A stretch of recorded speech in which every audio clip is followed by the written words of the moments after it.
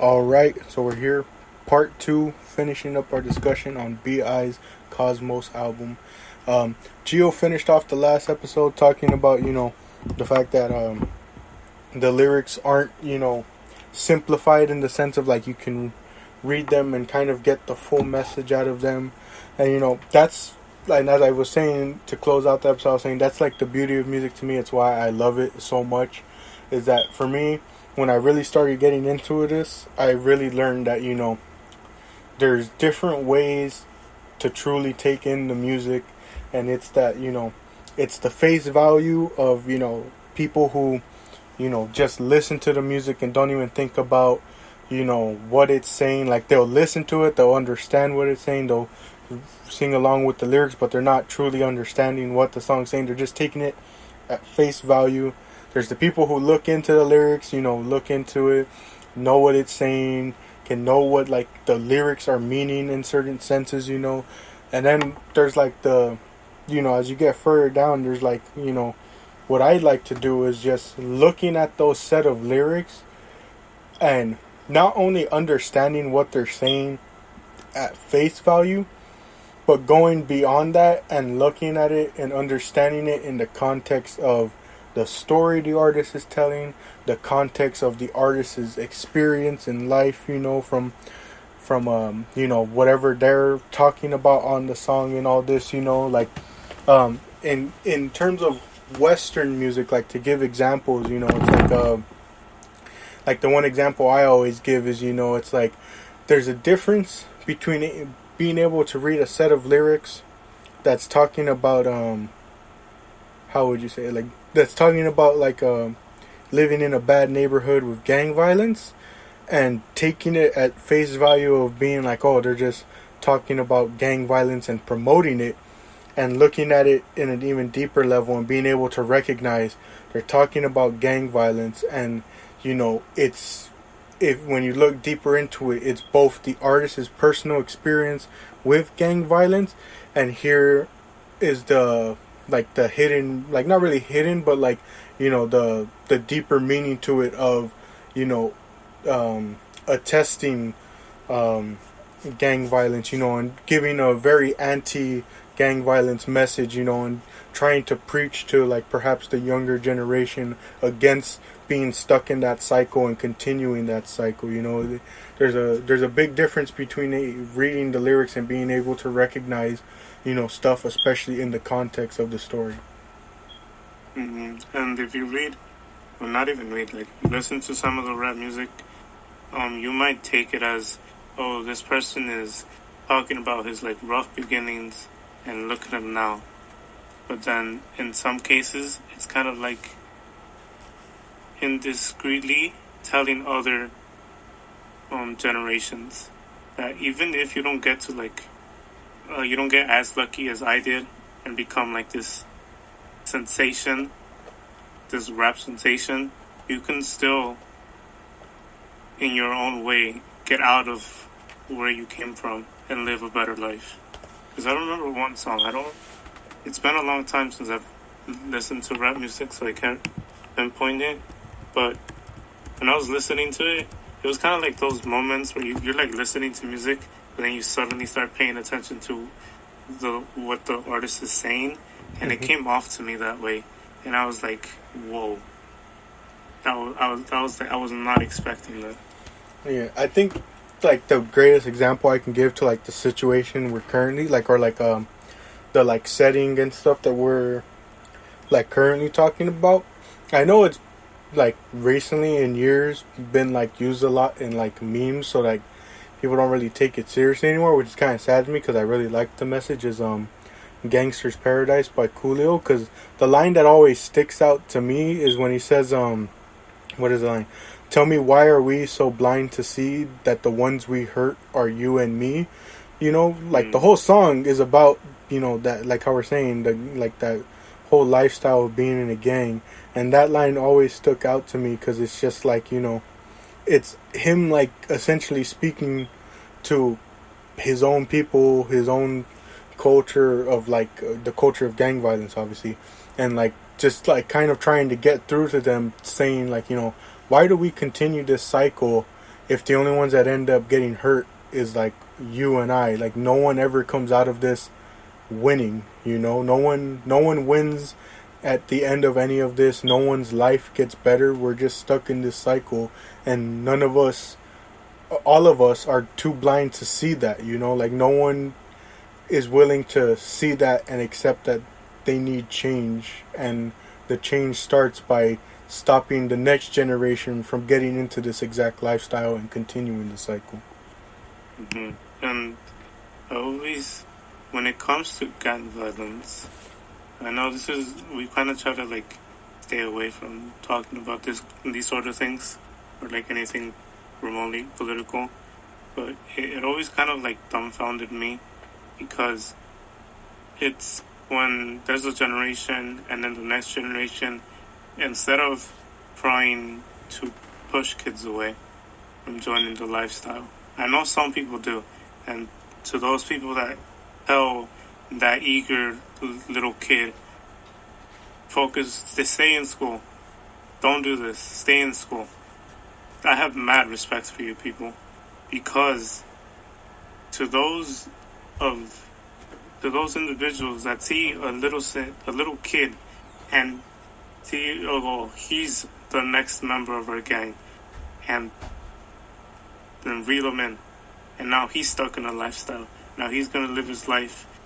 He might even commit very serious crimes, and it's literally for nothing. You literally gain nothing from this violence. It's not like once you kill the ops, now you have more territory, more income, and stuff like that. It's not like that. It's like this whole like generational thing that just needs to stop, and it's not like only with the African American community and the Mexican community too.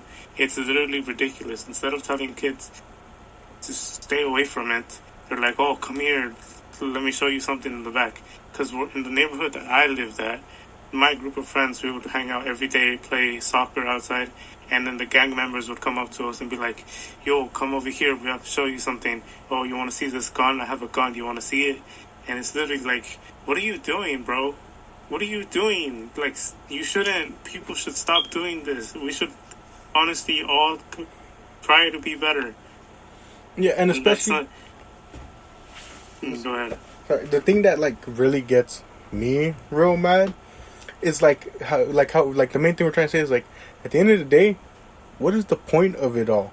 If you're gonna like talk to me about like, oh, like the history of all this, it's like that's generations ago. You have no relation to basically the start of this all, you know? Like it's something that like happened like 50 years ago, let's say, you know? What does some 20-year-old now have any business, you know, fighting for that cause, let's say, you know, or that reason? It has no connection to it at all. You have no connection to the beginning of whatever beef happened, you know? Mm-hmm. But like they feel this obligation to continue it years down the line, instead of thinking to ourselves, hey, we had nothing to do with that, so why are we still continuing their battle, you know, their issues and beef, you know? Mm-hmm.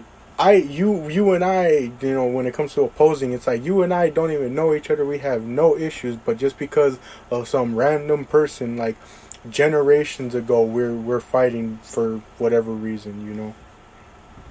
Mm-hmm. It's I don't know. You can't put words to it, because when you really look at it, it makes no sense. Maybe that's just us.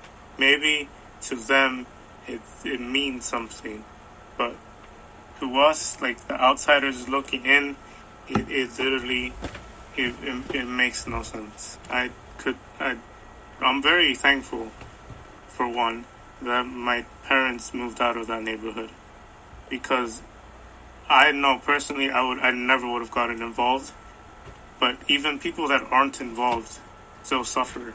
Because there was literally this guy who was chilling outside with his daughter, his like 2-year-old kid, playing with her, and because these gang members saw like one of the oppositions walking nearby, they started shooting at him, and the father ended up being killed in front of his daughter.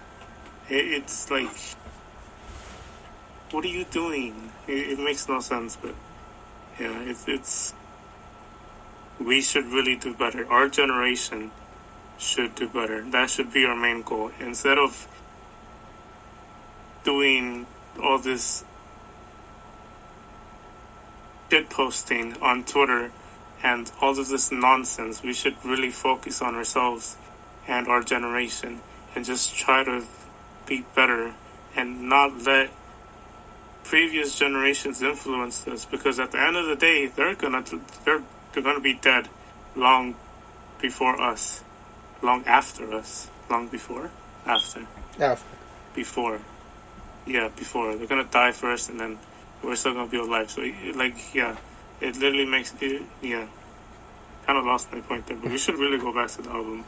Yeah, and for the people that are like confused for whatever reason, it's like that. It's just because it's the connection of the album of like the overall message of like the youth and pertaining to the youth, and we're just kind of talking about like how just these songs really resonate with all the experiences we've had to see through in our lives. Mm-hmm. And it's only been the first two songs of the album. Yeah, it's only been the first two. I think from here, he kind of leaves youth for a little bit to focus more on love, because we kind of see love in 19, but it's really like the main focus of Cosmos, the title track. Mm-hmm. What do you think about it? Because I have my opinions, but I want to see what you thought of it. I thought it had an overall great sound, like I really enjoyed the sound of it, and like I don't know, I looked into a lot of lyrics, and like obviously like how you're saying it's like a love song, and I don't know, it just kind of seems like such an odd break after the previous two songs, because I mean, I'm not gonna sit here and say that love isn't like a big part of like the youth, but like I don't know. I guess like the overall message of it, it was kind of one of those things where like how we were talking about earlier. It's like it kind of deviated from the main topic, which I don't mind, but like it's kind of like an odd switch in a sense. I should clarify, because I forgot. The theme of the album is youth and love. Not just youth. Okay. Yeah, because in his interviews, he literally, every time they ask him that question, he says the point of the album is youth and love. Okay, yeah. So Well, that kind of, that makes it a little bit, it makes it make more sense, I guess. One line that I really liked, like, this is my favorite line in the album, and I guess you kind of have to be in a certain situation to resonate with it. But it says, "My queen, my only yearning in my empty day, give it to me, the new despair that will ruin me." Simp. And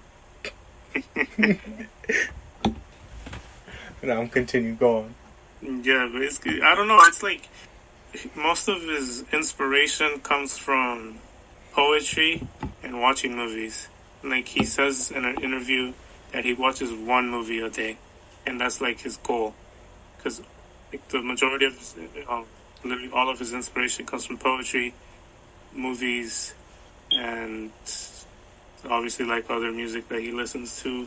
I think he wrote a song for iKON, the K-pop group that he's in, after seeing one word on a poster while he was walking out. He based an entire song on just that one word, or he built the song around that one word. And that's very impressive to me. So, wow. I don't know. He's very talented when it comes to lyricism, because he finds like the poetic way of saying what he means. Like earlier in the song, in the beginning, he says something like he compares how he feels to like the weather during a certain month. I think it's like the cold in January, and I forget the other stuff. But you see like the poetry influencing his lyrics, and yeah, I really like Cosmos. Cosmos was it's a very great song. Yeah, I really liked it. I do like how at times there was like kind of like a contrast, where like he was really diving into like the perspective of love and really showing that contrast of how like this love gives him purpose, but also at times it leaves him empty or it blinds him at times from like seeing certain things. Like it was kind of like that thing of like it has such not enough. What would you say? It has like such a presence in his life, like at least in terms of like the song story that like he was saying in the lyrics. It was like it has such a presence in his life that when it's even gone for a short amount of time, it leaves him so empty because that great presence is no longer there by him. And it has like he says in some of the lyrics, or at least it like to my interpretation, it kind of it's like he's so in love with like the current version of this person. Like he's like completely infatuated. He's completely in love. He's like all in. All of his eggs are in one basket. He's all in, and it's kind of like stay like that forever. Like even if he says that even if this girl was a painting, he would still fall in love with it. And he goes on to compare the girl that he's madly in love with to the cosmos, because in a way the cosmos never change. Like if you look up into the night sky, it's not gonna change. But like the change is very minimal, at least to our eyes, because it's millions of light years away. So it's kind of like it's very interesting to see him compare love and being in love with being so in love with a person, and then he compares how that feels to looking at starlight. It's like to me it's brilliant, but then again it's that K-pop bias that if you like the artist, anything that they do is amazing. And I'll even add to it so that people don't think you're fully being biased. I think the brilliance of it as well is that going back to the whole conversation of youth, that is very much the mindset of a young person when they're in love.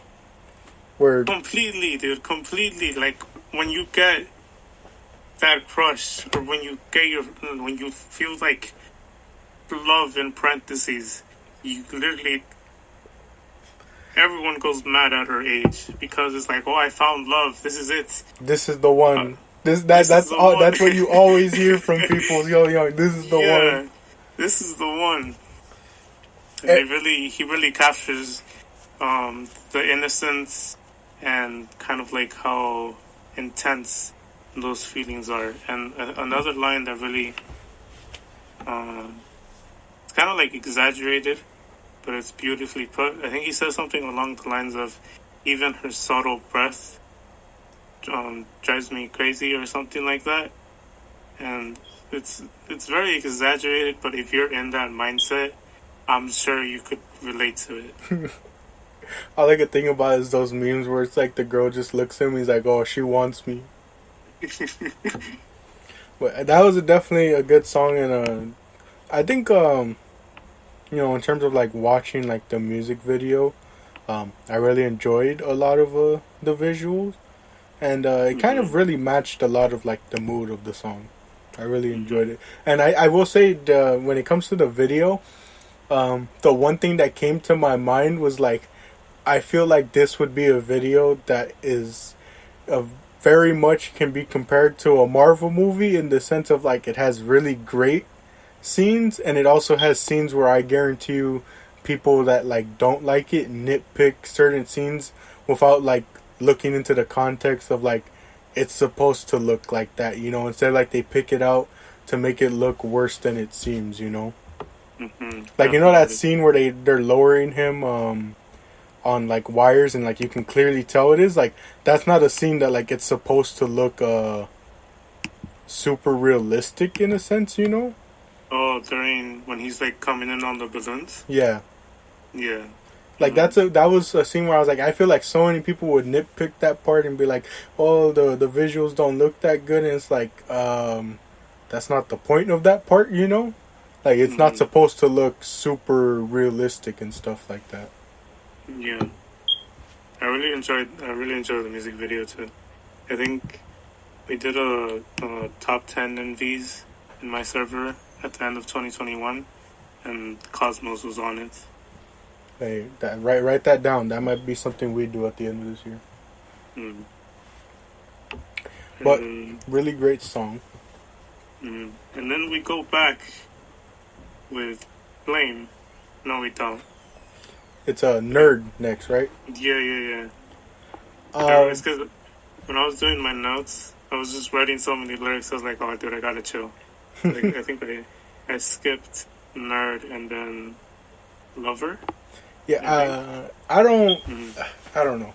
I liked the feature on Nerd. I really liked his voice, and I liked both of their vocal performances, but there wasn't much that stood out to me other than, you know, like I said, their vocal performances.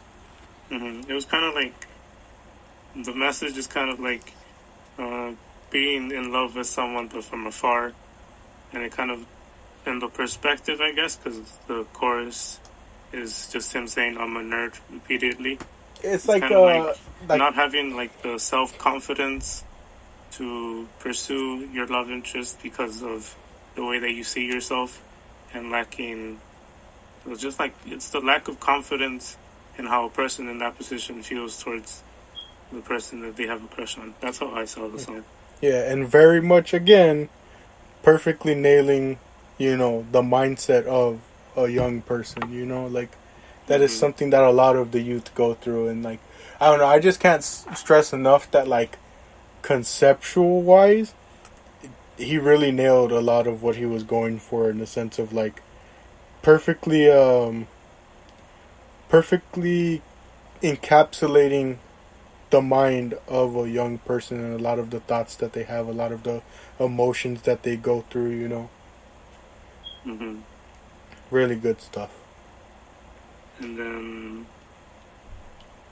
the next song is Lover, right before Flame. What did you think of that song? I don't know what it was about this song, but like something was off to me, and I don't know, I just didn't like it as much as, you know, especially like the first 3 songs.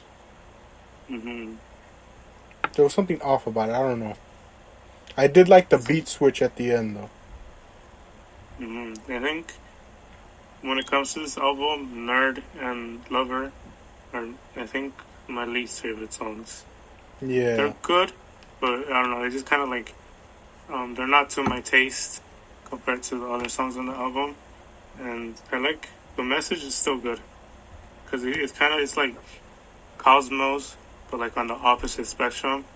Where Cosmos is kind of like more like innocent love, and then Lover is finding your other half and wanting to take over the world with them, or just saying like nothing could stop us when we're together. Is this the song where I think like the lyrics said like something like me and my girlfriend or unstoppable or something? Yeah. Yeah, okay, because the only reason I remember that is because I was reading the comments, and like a ton of people were just like, don't be afraid, tell us who she is. Dude, I saw that exact same comment. Yeah, I saw that one. The next song though, Flame. This is where things picked back up, and I started writing a ton of more notes. Yeah, this one's a banger. Yeah, I enjoyed the beat and the sound. I really enjoyed the chorus and stuff like that. I don't know if this like makes sense, but like the beat made the song have a larger than life type feeling to it, you know? Like, I don't know if that makes sense, but like in the sense of like it almost felt like a, how would you say it, like a big hit or like a party anthem type thing, you know? Like, I don't know, I really liked this song sonically. Yeah, he's, in my mind, he's top 3 K-pop rappers of all time. Like, you cannot like only two other people could stand and beat B.I. if they had like that kind of situation. When a B.I. as a rapper, you can't get better than him.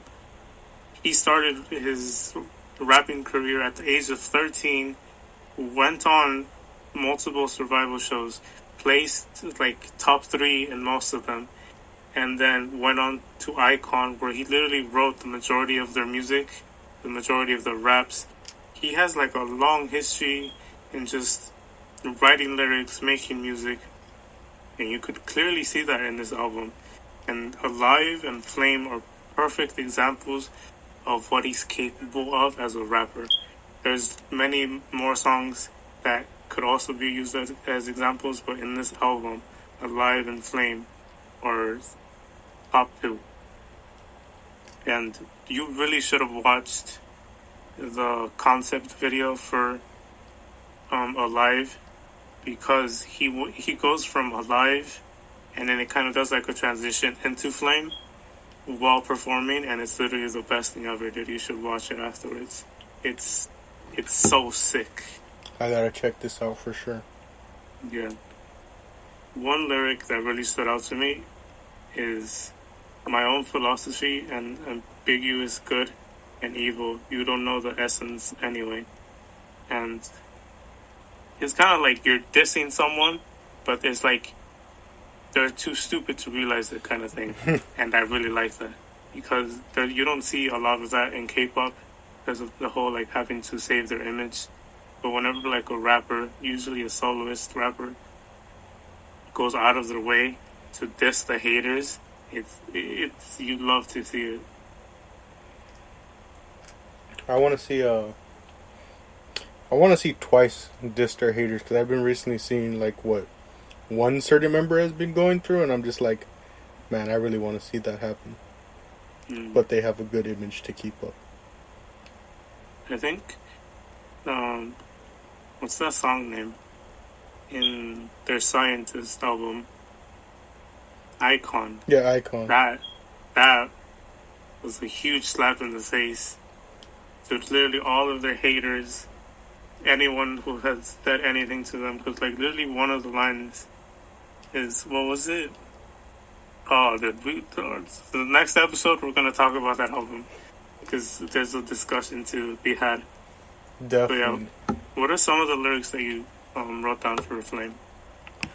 Alright, so first off, I definitely was confused by like, I don't know if that makes sense, but like I was definitely like I don't know, it's like the way to say it. Like I didn't get them at first, if that makes sense. Like I really had to look twice at a lot of them, because I was just like, like a lot of these weren't like, they weren't registering right away. And that's what I kind of really loved, was that, you know, I love songs that challenge my my analysis skills, you know, to really like look into them and really kind of really understand what is being said, you know. As far as like what was like the specific one that stood out to me though, I don't know. It was like I'm trying to remember some off the top of my head. Maybe rattle off some that stood out to you, because I know for sure. I'll look into it while you speak. I turned the page and I just saw, I think this is one of the few last lines in the song, and it says, "My mind is water, my heart is fire." And dude, that is deep. That is so deep. Because when you think about it, his heart is fire, right? He has this burning passion in him. I'm getting like really excited for no reason. He has this burning, like through the album he says, oh, like in the beginning of the song he says, "Fan the flame, keeping," I don't know, something about the flame being, it's like you can't extinguish the flame. And then he says, "My mind is water, my heart is fire." So he has this passion in his heart, and his mind is water. The only thing that turns off or the main thing that would turn off a fire is water. So his mind, his mentality is the only thing holding him back. It was the only thing that could hold him back. Himself, not other people, himself, his whole mind is the only thing that could extinguish his passion, dude. I'm like, yo. Yeah, that's a really good, like, set of lyrics and analysis. I really enjoyed that part. But yeah, like, I like that message too about, like, you know, it really sends that message, especially to the younger people, that, like, the only person that's ever gonna hold you back is you know, and that kind of goes to show the focus of, you need to focus on you, and all the stuff that you are dealing with, all the issues, all the emotions, you know. And it's funny because just earlier today when we were driving around, me and my pops were listening to music as we're driving around, and one of Linkin Park's songs came on, Somewhere I Belong, and it's like, I've listened to that song hundreds of times, but yet it found, like, re-listening to it, it's like, it's a common theme with Linkin Park. I always end up hearing lyrics and they end up having new meaning to me every single time. But like the part that really, like, stood out to me again, like, upon hearing it, was like, it's at the very end of the song, or like towards the very end, where he says, where is it? I will never know myself until I do this on my own, and I will never feel anything else until my wounds are healed.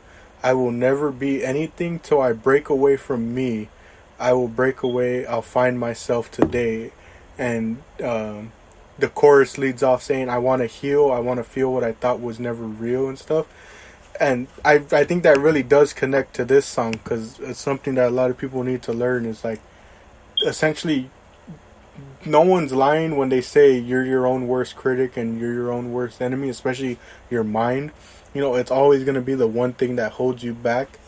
But, you know, once you get past that, once you focus on yourself, and like how the Linkin Park was saying, you know, once you've fully healed your own wounds, that's when you can go on to see the success in your life. And again, success is not determined by anyone but you know. And that's something that I wish a lot more people would learn, because it's something I had to learn. My success in life and my, you know, overall, how would you say, feeling of accomplishment in myself is only going to be determined by what goals I set for myself, rather than what everyone else does, you know. Because everyone else is always going to want to have different interests in their mind, you know. For myself, you know, they're going to have their own interests, their own, even their own best interests, you know. But for me, it's like, I gotta choose what makes me happy, what's gonna make me feel accomplished, so that when it does happen, I can feel like I succeeded. And when I'm looking over my notes, there's some lyrics in Alive that connect to what you just said. One of them is, if you want to feel freedom, you have to lose everything you have.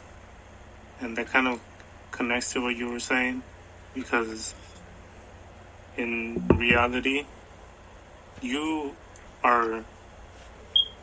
No, I'm not gonna say that because that's mad cringy. But yeah, it connects to what you, because like you have to heal yourself. You have to let go of yourself in order to know who you are as a person. And what more can you lose than yourself, right? Yeah. You're basically losing everything. And then another lyric that stood out to me that we should have talked about is, anonymity is the weapon of the ignorant. I had that line too. Objectification of subjective thoughts. It's an idea that destroys individuality. And kind of connects to Flame, because, or it's the line that we were talking about earlier about his mind being water and his heart is fire. Because only, and what you were saying too, like, oh dude, there's so much connected to this. It's incredible. Only you could stop yourself, and only you know yourself better than anyone else would. So it's kind of like, why would you let someone else who doesn't know anything about you stop you from pursuing what you want? it's food for thought. Food for thought. Yeah, it's like I don't know. It's like especially because especially in Flame 2 as well. He has that line where he talks about like he says he's hit rock bottom, you know, and like that's another thing is people need to realize success only comes as a result of failure. You know, failure is inevitable in every sense of the way. You know, like there's not a single person in this life who has gone without seeing failure. You know, And him specifically, he had everything at Icon. Icon was on top of the charts. They were having huge concerts in Japan and Korea, internationally. They were like the it group at the time. He lost all of that. And he still bounced back and is now doing what he has passion for, what he loves to do. And it's really, he's literally a living example of saying, if he wouldn't have mentally recovered and forced himself out of that hole, it's done. If he himself didn't decide to get up on his feet and pursue what he loves, his life is over. So you really have to take into consideration, if you want a dream and you want it to happen, you have to take charge and do it yourself. No one else is going to do it for you, only yourself. Again, food for thought. yeah. But yeah, Flame was definitely a really good song, a really good high note of this album. I thoroughly enjoyed it, as I said. But we get to the close, and we have about 8 minutes left. We get to the closing song, Buddy Buddy. I forgot about Buddy Buddy. I don't know, I thought it was a nice song and like a nice way to close out, but I didn't have too many notes on it, you know? Yeah, it's just kind of like that conversation you have with someone that you're interested with. And they're not like fully convinced. They're just kind of like, let's start off as friends and see where it goes. It's a nice song. I really like it. It has like the sound, like sonically, it's just like very chill. And it's kind of like if you just want to like chill on a Sunday evening and have some music in the background, it's kind of like the perfect song to go to. Yeah. I really, like you said, I really enjoyed the like message of it. There's certain lyrics that stick out to me, obviously, but I don't know. I thought it was a nice close, and as far as like the entire album goes, I really enjoyed it, like sonically and lyrically for the most part, as we've been talking here. You know, had some. I don't want to say lows because that makes it sound like the songs are bad, but you know, the certain songs weren't as enjoyable and as high as other songs were, but that doesn't mean I didn't enjoy the album as a whole, especially conceptually wise. Like, I mean, I was expecting like, oh, this is gonna be, you know, one episode, even with all the stuff we were gonna get into, but like, as we just kept talking, I was just like, man, this album had a really great, you know, set of lyrics and concept of just exploring the mind of the youth, you know. Mm-hmm. And it was executed perfectly. And I don't mean to end this on like a negative note, but like, do you want to know what's the part that like especially makes me sad about this album, Gio? Mm-hmm. Because not only one, it's hip hop, but it's in Korean. It is likely never going to, or not never, because I don't want to make it seem like the album isn't successful, because I know it is, you know, and all that, but like in the sense of everything we were talking about in terms of like here on the western side, it's pretty much gonna fall on deaf ears because of the fact of how we were talking about in episode 1, you know, that there's just certain things that aren't yet accepted in the western culture, specifically even our own culture, you know. Mm-hmm. Like there are still certain gaps that we need to get over, and certain things that, like how we talked about deviating from the norms, that like we still need to get comfortable with, because it's like it has such a great concept about, you know, the youth, and it can really teach a lot of the older generation about the mindset of a lot of the youth and what they're going through. But getting them to understand that, and more specifically listen to it through this album, would very much be a challenge, because of the fact that it's in a different language and it's within the realm of a genre that isn't widely accepted yet. I think the premise of this branch of podcast that we're doing is we're also part of that, because the name of the podcast is the culture study. We're studying this culture of music that, I guess, in a way, we're completely new to it. Because I am, I only until recently have I looked at lyrics and delved into the lyrics and thought about the lyrics of K-pop songs. And it's new to me, it's new to you. Yeah, I'm on the opposite spectrum of I've always loved lyrics, but I've never looked into the genre of K-pop specifically. And all the different genres that come through the Korean side of music. Yeah. Then we're taking the time to learn and experience something that otherwise we would never see in other genres. Yeah, and that's the part I love the most, is because I love music. I love exploring music. I love hearing different genres of music. I love hearing different languages of music. And so to be able to broaden my horizons, and, you know, again, I'm a newbie on the eastern side of music, but the fact that I can provide my insights from what I've learned through exploring and analyzing Western music, you know, in its various genres, I'm glad that I can still find a way to apply it very much to the other side of the world. But with that being said, Gio, what would you rate this album? Personally, I want to give it a 10 out of 10, but realistically, because it lacked in some areas, I'm going to give it a solid 8.5.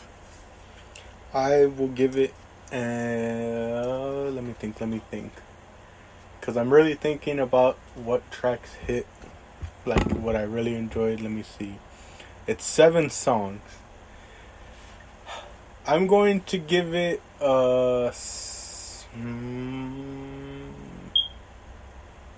man, why am I sure? I'm gonna give it a 7.5.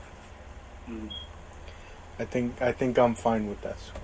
Just because, I don't know. There's 3 songs specifically, which, I mean, I can't even hide it because we were specifically talking about, like, the 3 songs specifically that I just need more time to listen to see if I end up liking them, you know, on the level that I liked a lot of the other songs on this album. And that's, I think, also the beauty of music, is the fact that opinions can change depending on how much time you give it and what sort of memories you make with the music, you know. Like, this album is really great because of the experiences we've gone through and how we can apply it to the album. The thing I should have mentioned at the beginning is this is part 1 of an album. So he's doing like an album project, and this is part 1. And part 2 is coming in a few months, and it's also going to talk about youth and love. It's like the continuation of this, and it's like, what more could he talk about, and how is he going to present those ideas? I'm very excited for it. The title of it is Love or Loved, and I don't know, once that drops, we're gonna get on top of it, because it's gonna be interesting to look into. But with that being said, I'm your host Jack, joined by my fellow co-host Giovanni. I want to thank you all for joining us for another episode of Culture Study. We'll see you next week, but until then, thank you all for joining, and we'll see you in the next episode.